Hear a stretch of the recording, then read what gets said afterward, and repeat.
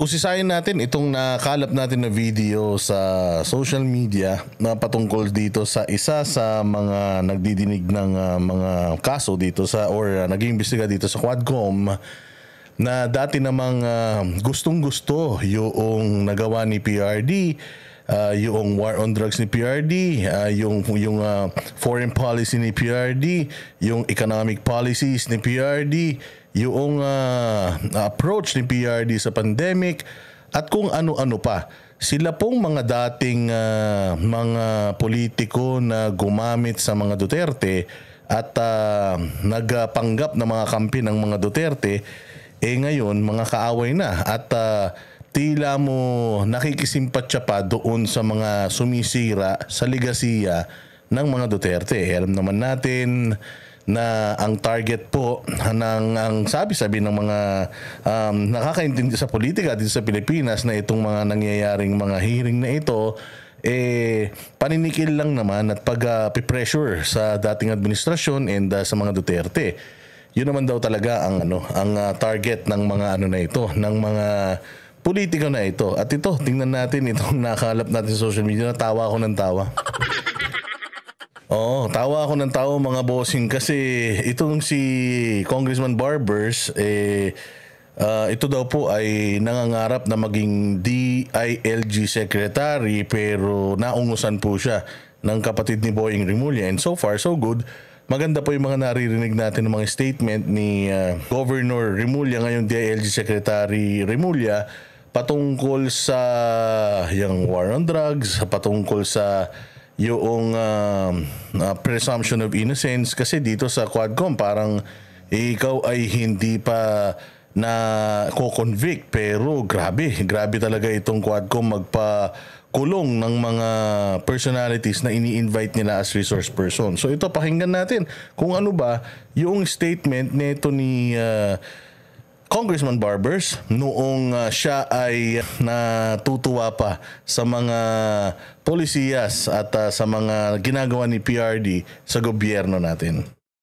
It has been the primordial duty of the committee which I head, the Committee on Dangerous Drugs in the lower house, to help ang ating law enforcement agencies in the war against illegal drugs.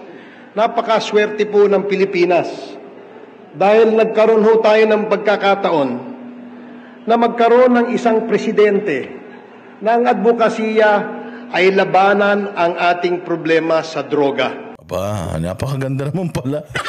Napakaganda naman pala ng iyong pagkaka-introduction, ng iyong pagpapakilala at ng iyong opinion patungkol sa war on drugs, considering na before ikaw ang nag-head ng committee ng dangerous drugs noong ikaw ay nasa Congress pa nung panahon ni PRD. Aba, sinasabi mo pa na napakaswerte natin dahil nagkaroon tayo ng presidente na ang advokasya ay peace and order at labanan ang droga. Pinapalakpakan mo naman pala si PRRD dati. Ikaw naman pala ay ina-idolize, or ikaw naman pala ay tinatangkilik mo naman pala yung war on drugs ni PRRD dati. Bakit ngayon parang nagbago na kayo ng tono? Noon, kumbaga, para kayong mga linta na kung makahigop, wala nang katapusan. Ngayon, yung paghigop nyo sa tumbong ni PRD noon, siya din parang ginagawa nyo ngayon. Di ko alam kung kung ano ang inyong magiging pabuya sa ginagawa ninyong paninira sa mga Duterte ngayon. Kasi noon, you are uploading yung approach ni PRD sa war on drugs. Ngayon, kini-question nyo na yung war on drugs ni PRD. Haba, ano nangyari? Sir, ano nangyari? Bakit biglang parang complete turnaround? Parang hindi ikaw ito. Oo, siguro baka clone mo ito, sir. Kasi ibang-iba yung tono ng inyong awitin ngayon.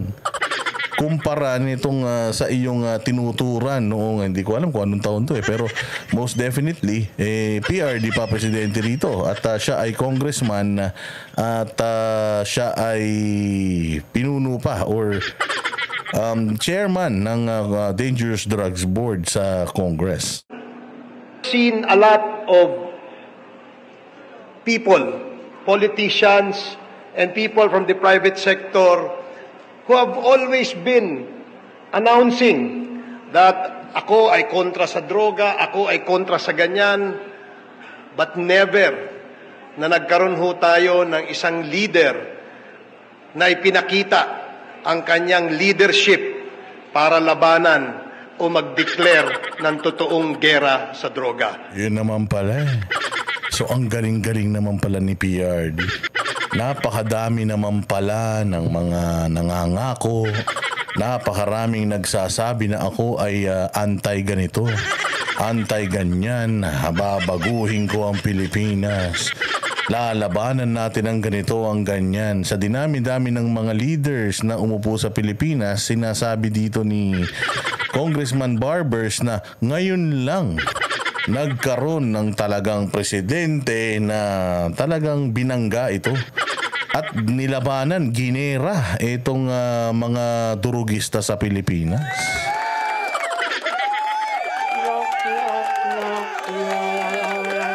Parang tuwang-tuwa pa naman si Sir dito sa mga pinagagagawa ni PRD nung panahon niya. Bakit ganun na ngayon? Bakit ngayon parang kine-question nyo na yung war on drugs na dating pinapalakpakan ninyo? Ito ang muka ng mga politiko sa Pilipinas. Ganito ang muka ng mga trapo, ng mga kupal, ng mga politiko sa Pilipinas. Sila po yung mga tawag dito, mga suso, mga kuhol na talaga namang nakadikit kung sino yung nasa kapangyarihan at kung ano yung politikal na agenda nung nasa kapangyarihan, kailangan ganun din yung kanilang posisyon. Oo, kasi dito mo malalaman na talagang maganda yung ginawa ni PRD noong siya ang presidente ng Pilipinas. Maganda yung kanyang polisiya, maganda yung kanyang programa against illegal drugs. Bakit ngayon iniimbestigahan na natin? Bakit ngayon parang mas naniniwala pa tayo doon sa mga drug lord na sinasabi mong binangga ni PRD, doon sa mga may kasong involved sa mga assassination. Congressman Barbers, ano nangyari sa iyo, sir? Ano ba to? Bakit ka ba bumaliktad ngayon? Bumaliktad ka ba noon? Ano ba talaga? Hindi na namin maintindihan kung ngayon ka ba bumaliktad o noon ka ba bumaliktad. Ano ba talaga totoong kulay mo? Ikaw ba'y talagang pula? Ikaw ba'y dilaw? Ikaw ba'y pro-Duterte, anti-Duterte, pro-Marcos, Korea? Ano ba talaga? Gulong-gulo na kami sa inyo. Hindi na namin maintindihan sa sobrang pabago-bago nyo ng istorya, sa sobrang kasinungalingan ninyo. Hindi na namin alam kung sino ba talaga totoo. Natutuwa ka ba? Hindi ka ba natutuwa? Sakto lang ba? Ano ba talaga, sir?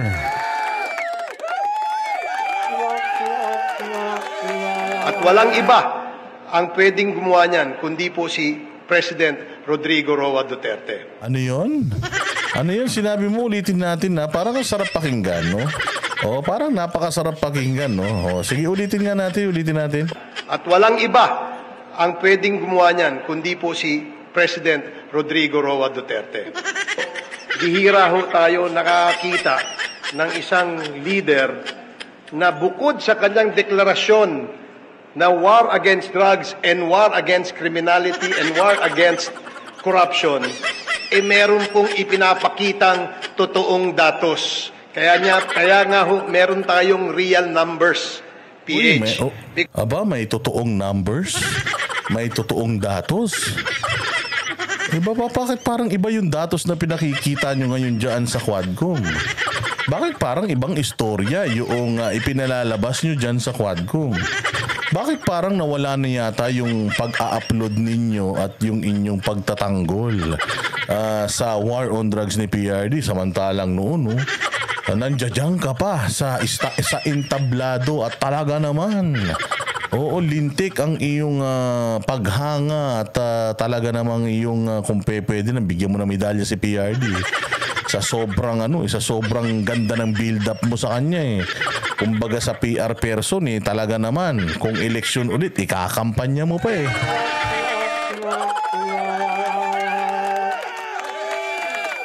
Bakit ngayon parang medyo iba yung naririnig natin dyan sa Quadcom? Bakit parang imbestigahan? Oo, ito yung mga datos ng mga namatay sa war on drugs. O meron naman palang pinapakitang magandang datos at pinapakitang magandang resulta noong ikaw ay miyembro pa ng Committee on Dangerous Drugs Board. O bakit ganun? Ano na nangyari? Because that only indicates the real picture. And that real numbers tell everybody na ito ho ang totoong kalagayan ng ating bansa. Maglagay man ho tayo ng 100 President Duterte dito sa Pilipinas.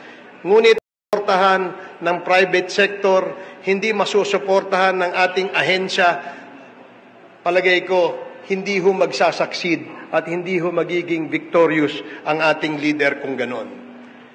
Nararapat lamang na atin siyang suportahan. So, ibig sabihin, sabi niya, kung hindi daw po tayo, kahit lagyan daw po tayo ng napakaraming mga Duterte, kung hindi po makikiisa ang mga ahensya ng gobyerno, ay hindi po magiging matagumpay itong war on drugs ni PRD. So, isang PRRD lang po yung inilagay natin sa gobyerno, pero nakita natin na naging successful yung war on drugs. So, ibig sabihin, nakiisa pati lahat ng mga ahensya ng gobyerno doon sa adhikain ni PRD ng matiwasay, peaceful, mapayapang Pilipinas.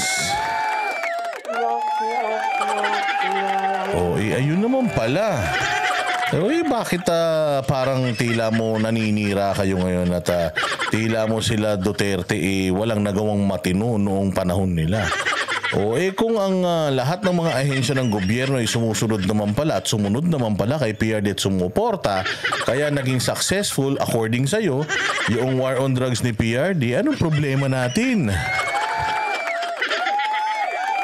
Bakit natin sinisira yung alam naman natin na tama? Bakit natin sinisiraan yung dating alam naman natin na maayos? Ba't hinahanapan natin ng mali yung alam naman natin na naging successful? Ano ba talaga?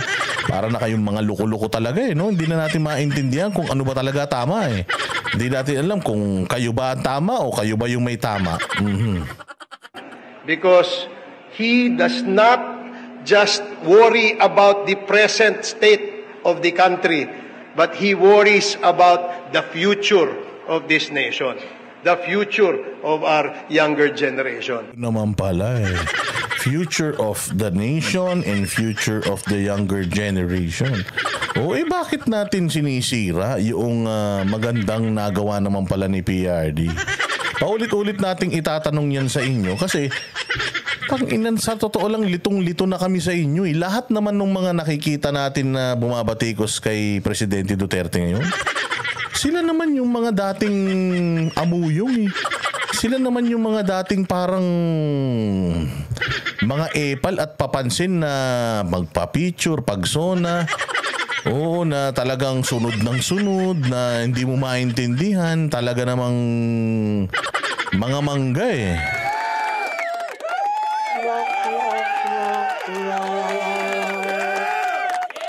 Kaya nga mga bossing, itong mga ganitong klase ng mga politiko, ito yung mga dapat na tinatanggal natin sa pamahalaan Kasi kung hindi sila loyal sa mga pinagsasabi nila nung nakaraan, kung hindi sila loyal sa mga prinsipyo nila, hindi sila loyal doon sa mga taong pinakinabangan nila at ginamit nila para sila ay makaposisyon, tangina sigurado hindi rin kailanman magiging loyal sa inyo ito. Kayang-kaya kayong ipagkanulo at iwan nitong mga ito dahil wala naman talaga silang pakinabang sa inyo bukod sa boto ninyo.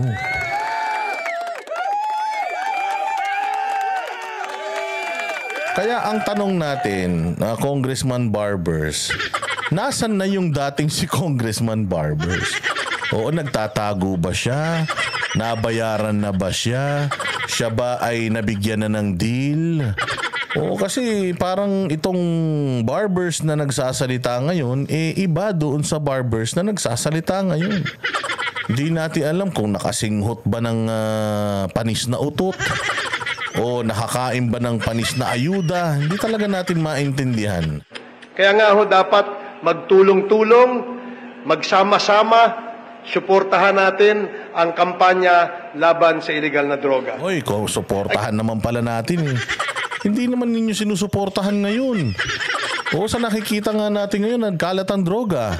Sa nakikita natin ngayon, kaliwat kanan ng droga. Inubos na pala ni PRD. Maganda pala yung ginawa ni PRD noon. Bakit hindi nyo kausapin yung pamahalaan ngayon na ituloy kung ano man yung nasimula ni PRD? Parang sinasabi nyo pa nga parang mas gusto nyo pa yung bagong drug war model ng administrasyon na ito na nauhuli yung mga droga pero wala namang drug lord.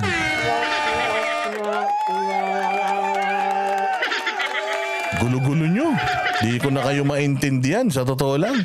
Mabuti pa wag na natin pabalikin sa kapangyarihan tong mga walang isang salita, mga sinungaling na mga congressman na ganito. Again, ladies and gentlemen, I would like to emphasize that this war is not an ordinary war. I am glad that no less than the President is leading this war. Because if it not for President Duterte, we would not have known na ganito pala ang kalaki ang problema natin sa droga. Naman pala And he was the only... Kung hindi naman pala kay PRD, hindi natin malalaman na ganito kalaki problema natin sa droga. Actually, kahit si PRD, hindi niya alam na ganito kalaki ang problema natin sa droga. Kasi siya, mayor lang ng Davao. Nung siya ay mayor ng Davao, alam niya na nasolusyonan niya yung drug problem sa Davao. Hindi naman naubos, pero talagang takot yung mga tao na magtinda ng droga doon. So, masasabi natin na tagumpay ang war on drugs ni PRD nung siya ay mayor pa sa Davao dahil nalinis niya talaga ang Davao. Akala niya, kaya niya rin gawin sa Pilipinas. Akala niya, hindi ganun kaitim ang buto ng mga nasa gobyerno na kasangkot pa sa imbis na sila yung sila yung pumipigil sa droga, sila pa yung mga kasangkot sa droga. Naalaman niya na may mga mayor, na mga drug lord, mga general na mga drug lord, talagang malalaglag ka sa silya. So, sabi nga niya noong siya'y umalis, hindi siya masaya. Dahil hindi niya natapos, di ba nangako siya 6 months, hindi nga niya nagawa. Kasi akala niya yung problema ng droga sa Pilipinas, parang problema lang din ng droga sa Davao. Lumalabas na talagang ibang klase. Kasi ultimong mga taga-gobyerno na dapat lumalaban sa droga, putang ina, sila yung mga involved sa droga. Yung mga pulis, sila yung may mga hawak na mga drug pusher. Yung mga general, sila yung mga drug lord. May mga hawak na mga Chinese na mga nagluluto ng droga dito sa Pilipinas. Sabay puta, laki-laking problema talaga niyan.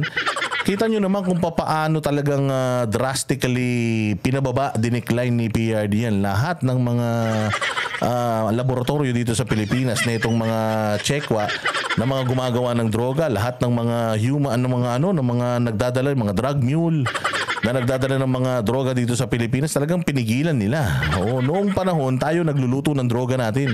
Hanggang sa kulungan natin may droga. Pero nung naging presidente si PRD, putya, nawala lahat ng lutuan ng droga dito. Ayun, nag-i-import tayo. Napakaganda na nagawa ni PRD pagdating sa pagsawata. Hindi man pag-ubos 100%, pero at least masasabi ko na more than 50% yung ibinaba.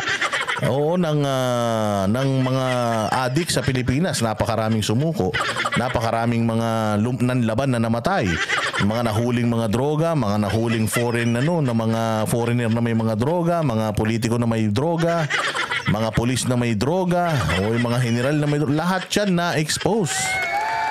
Ganon kalalim ang issue ng droga natin. Ngayon, yung administrasyon na pinagtatanggol ninyo, kumusta naman ang drug problem natin ngayon? Di ba mas lumaki? Di ba mas tumaas? Mantakin mo, dati wala na tayo nahuhuli ng mga kilo-kilong drugs. Noong panahon ni PRD, putya, nung nagbago lang yung presidente, tunay-tunilada yung nakuha sa atin. 2 pinakamalaki sa kasaysayan ng Pilipinas ang nahuli. Umpisa, kulang-kulang 1 tonelada. Tapos yung pangalawa dyan sa Alitagtag, putang ina niyan, 2 tonelada. Basura eh. Sobrang basura talaga yung ginawa ninyo na inayos na nung matanda, ginulo nyo ulit, tapos eto, pinagtatanggol nyo pa ngayon.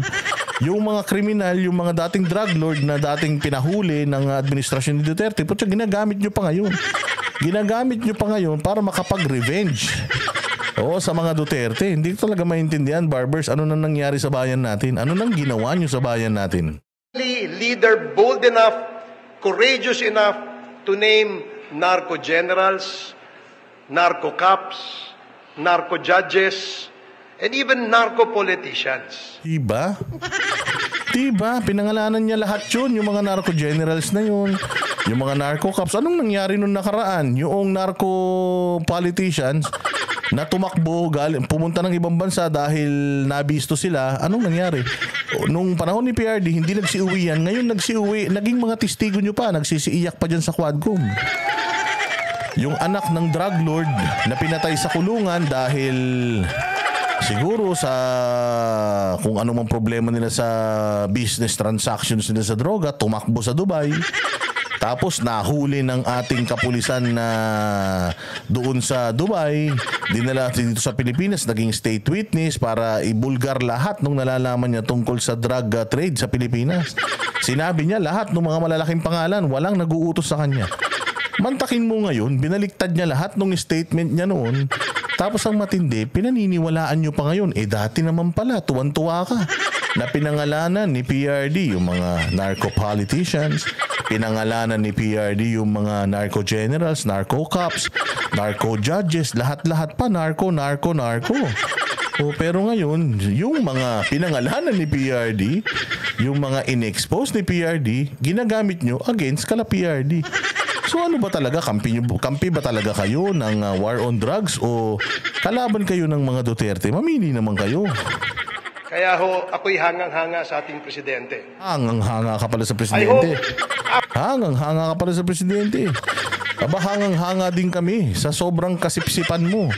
Hangang-hanga kami sa sobrang kasinungalingan mo dahil iba yung sinasabi mo noon, iba na yung sinasabi mo ngayon. So ano ba talaga ang totoo, sir? Pag napanood mo siguro to, mahihiya ka kaya sa sarili mo? After the president's term expires in 2022, the next leader will continue this war against drugs. Kasi hindi Utangin na niyan. Hindi. Kinontinue nung next leader yung pagdami ng drugs. Ang dami talaga eh. Hindi ko sinabing siya, nagparami ha. Pero ibig sabihin, yung war on drugs ni PRD, hininto talaga. Di ba gusto nyo nung mas mabait na drug war? Ayan ang nangyari. Binabaha tayo ngayon ng drugs. Yung mga dating mga addict na mga nagsitabahan na ngayon, nagsipayatan ulit. Patay tayo dyan, barbers. Hindi ko maintindihan. So dapat ang sinusuportahan nyo, dapat nga nagagalit kayo dahil yung ina-upload mo, yung pinapalakpakan mo na war on drugs, nawala lang eh. Yung 6 na taon na paghihirap ng gobyerno ni Duterte para linisin yung drug addiction at proliferation dito sa Pilipinas, nabasura eh. Dapat nga nagagalit kayo. Pero baliktad baliktad. Nagagalit pa kayo ngayon doon sa mga pinapalakpakan nyo noon. Natin kayang masolve itong problema to in a span of 6 years. If given a chance and if I will be asked, ano bang dapat gawin natin para ma-continue o ma-sustain itong gera kontra sa droga? Ako candidly, I answered that question. I was asked that question several times. At ang sinabi ko abay, kailangan natin ng extension pa kay President Duterte. Lang yan, gusto nyo pa ng extension?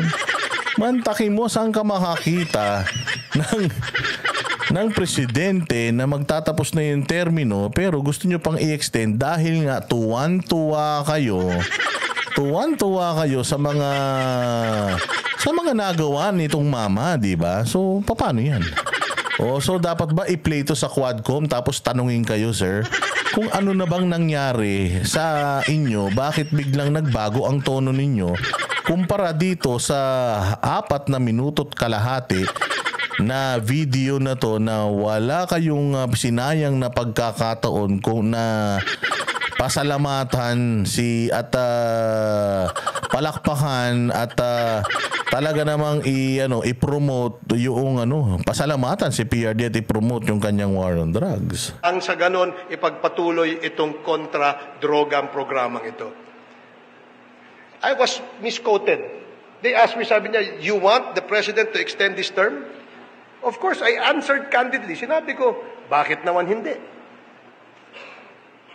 Wala hong dapat ikatakot ang sambayan ng Pilipino, lalong-lalo na kung ang ating leader ay nagpapakita ng totoong pagmamahal sa bayan. Hindi lamang puro salita. Marami na tayo naging leader, puro salita. Ayun, palakpakan. Naman pala eh. Ay. Oo, grabe ha. Grabe yung inyong talagang pagsamba dito sa laban ni PRD sa droga. Nakakalungkot lang isipin, sir, na sa ngalan ng kapangyarihan. Di natin alam kung sa ngalan ng budget, sa ngalan ng mga pangako sa inyo, kaya nyong lunukin itong mga pinagsasasabi nyo dito. Nakakadismaya, Sir Barber. Siguro kung nabubuhay pa ang iyong ama, naku, maniwala ka. Magagalit yun sa'yo, sir. Magagalit yun sa'yo kasi palagay ko merong sinungaling sa mundo, pero baka pag nagkaroon ng botohan, baka manalo kang presidente ng mga sinungaling. Diba? Oo, so hindi nyo maloloko ang tao. Hindi nyo maloloko ang tao dahil alam nyo sa mga sarili ninyo na once upon a time, kayo ay naging mga idolo or inidolo ninyo etong pinakamagaling na presidente sa Pilipinas na si Rodrigo Roa Duterte. Oo. Napakarami pa sigurado ng mga speeches ninyo, mga videos ninyo na ma-unearth dahil dito sa mga pinaggagawa ninyong circus dyan sa Quadcom, na kung sino-sino na yung mga pinakulong nyo, kung sino-sino na yung mga pinatawag ninyo na basta lang makapanira sa mga Duterte, yung mga dati pang drug lord, pinababayaan nyo na naninermon pa ngayon. Grabe, no? Anyways, maraming salamat sa inyong panonood. Magkakalap pa tayo ng marami pang mga videos na ganito para makita natin kung gaano ka-ipokrito itong mga namumuno sa gobyerno natin ngayon. Maraming salamat po sa inyong panonood. Hanggang sa muli. Yan ang panatero, walang inuurungan. Pag tama palakpakan, pag mali ay baba na.